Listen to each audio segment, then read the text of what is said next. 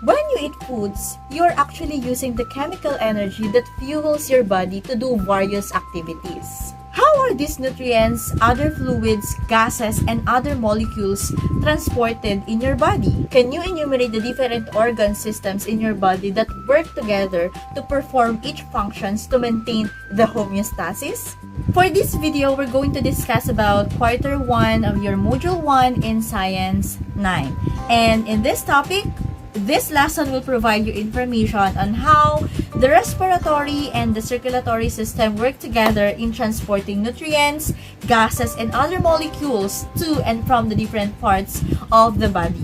Hello my dear students! Welcome back to my YouTube channel. This is me once again, Teacher T, your science teacher for today's vlog. If you're new to this channel, don't forget to subscribe, like, and hit the notification bell for more updates in Science 9.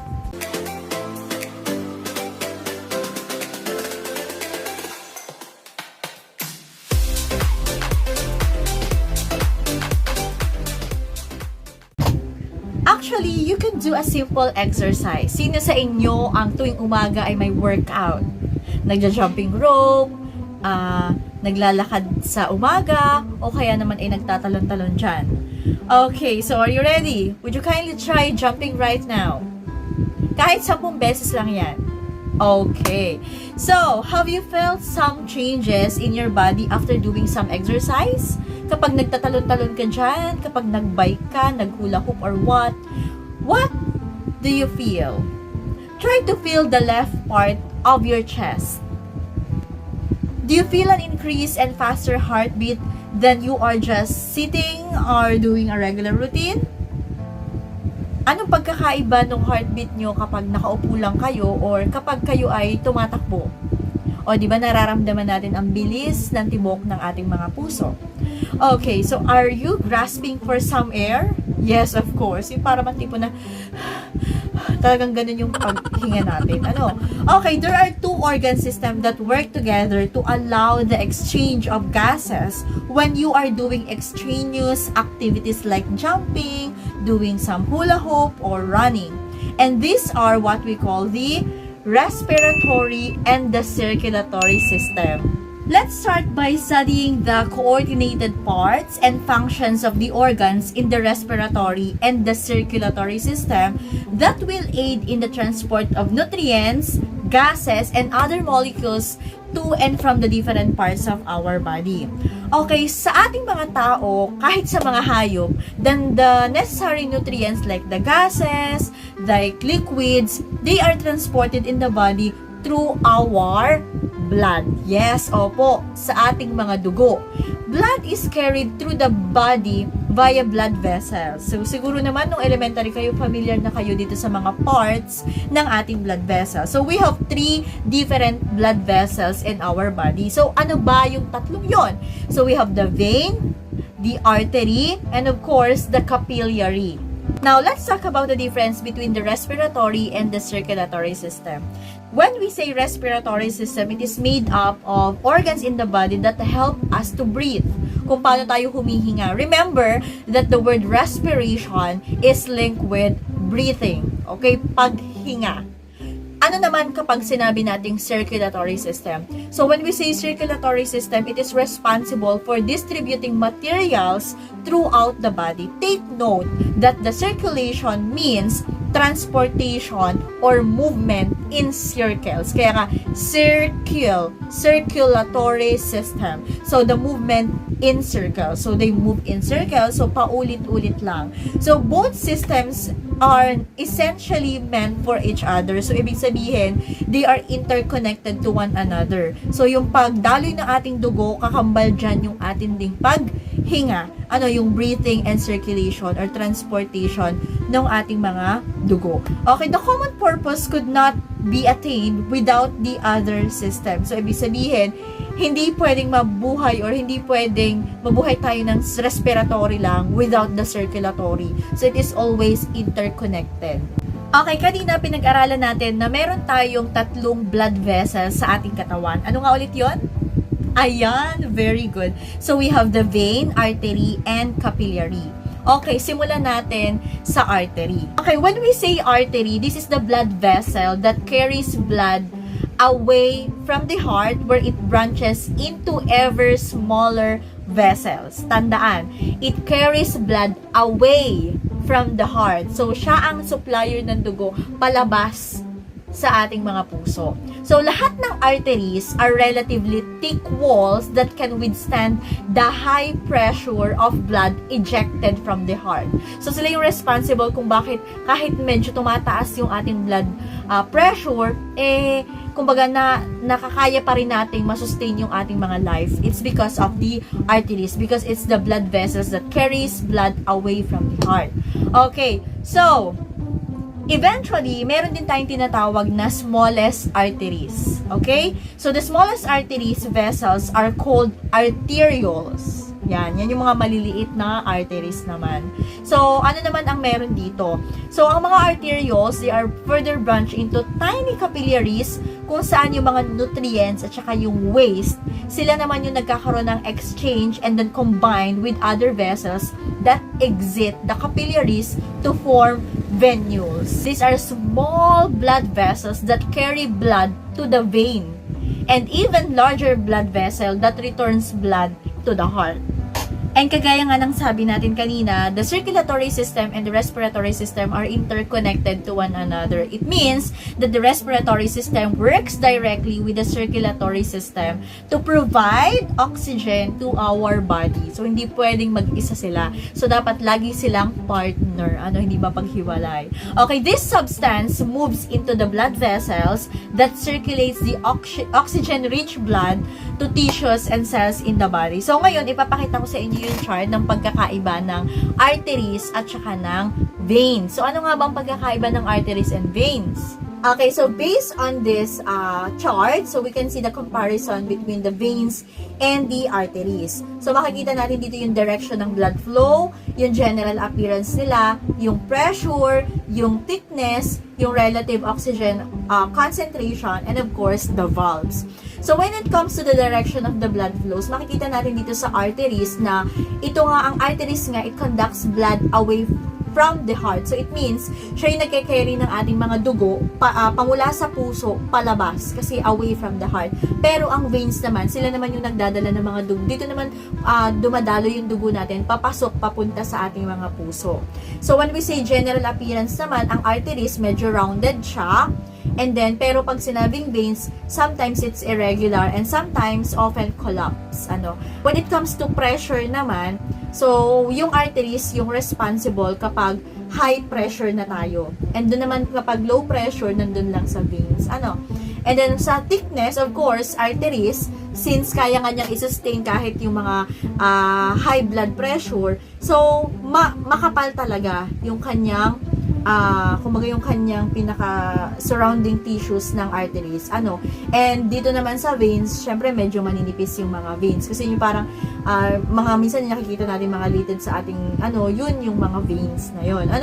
So, when it comes to relative concentration, so when it comes to arteries, higher in systematic arteries, lower in pulmonary arteries. However, sa veins, lower in systematic veins and higher in pulmonary veins. So, baliktad naman yung kanilang concentration when it comes to oxygen. And last, for the valves. So, of course, valves is not present in arteries. However, sa veins naman, ang valves are present commonly sa ating mga limbs and commonly dun sa mga veins inferior to the heart.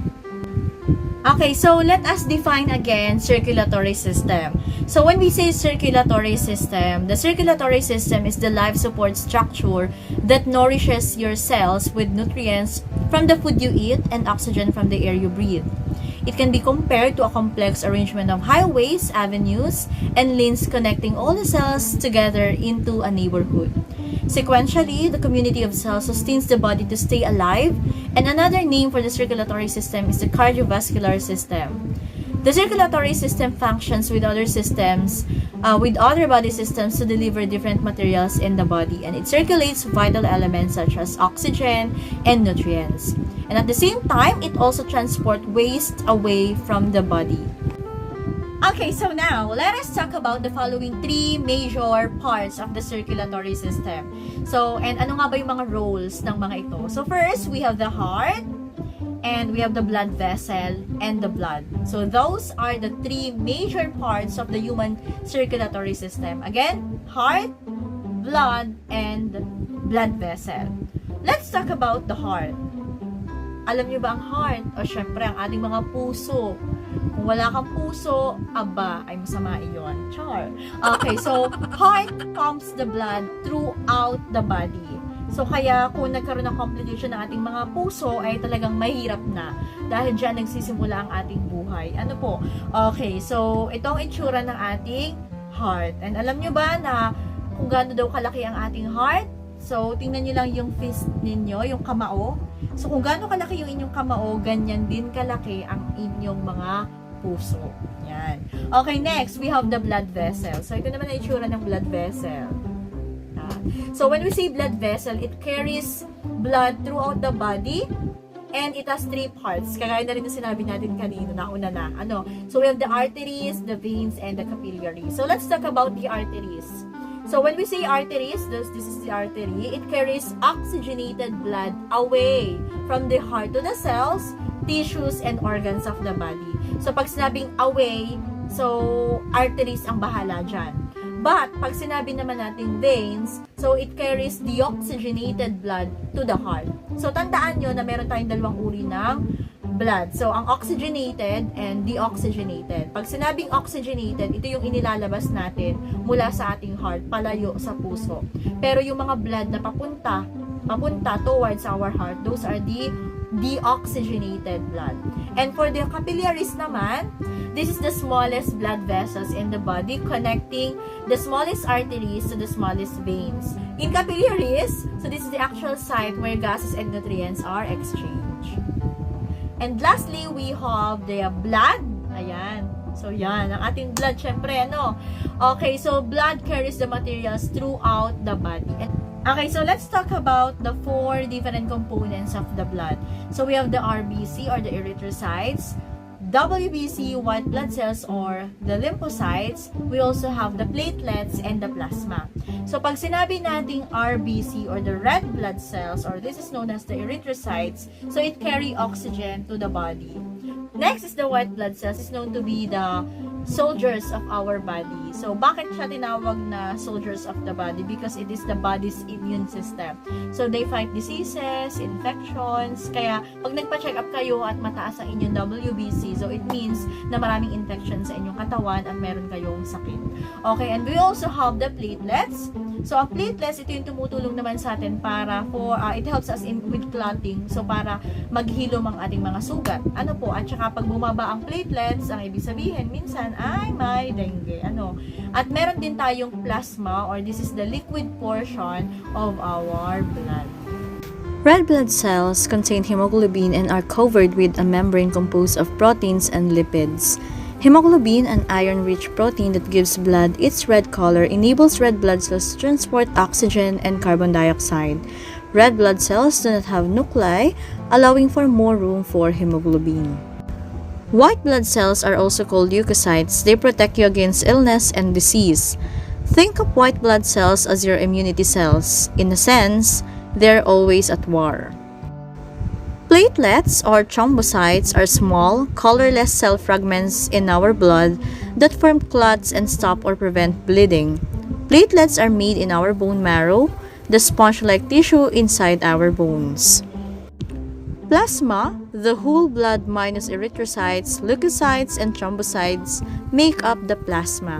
Serum, sometimes mistakenly considered synonymous with plasma, consists of plasma without fibrinogen. Plasma contains 91% to 92% of water and 8% to 9% of solids.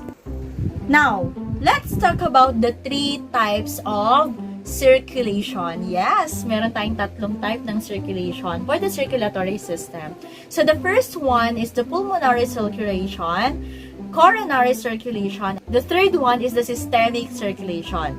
So, para saan ang pulmonary circulation? So, napaka self-explanatory naman. Ano pulmonary circulation? So, it means that the movement of the blood from the heart to the lungs and then back to the heart.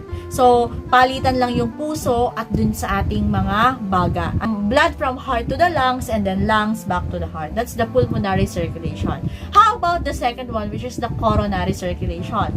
Coronary circulation, the movement of the blood through the tissues of the heart. Coronary. So, we are talking about the heart. So, yung circulation lang niya doon sa loob ng ating puso. Yun ay coronary circulation. Ano naman yung tawag kapag nagsisirculate na yung blood natin throughout the system of our body? Yun naman yung third type ng circulation, which is the systemic circulation. Nalito na. Movement of the blood from the heart to the rest of the body, but excluding the lungs. Kasi may sariling circulation ng blood ang heart papuntang lungs, which is yung pulmonary nga. Pero kung lahatan yan, lahatan, heart to the rest of the body, that's the systemic circulation. Ano nga ulit yun?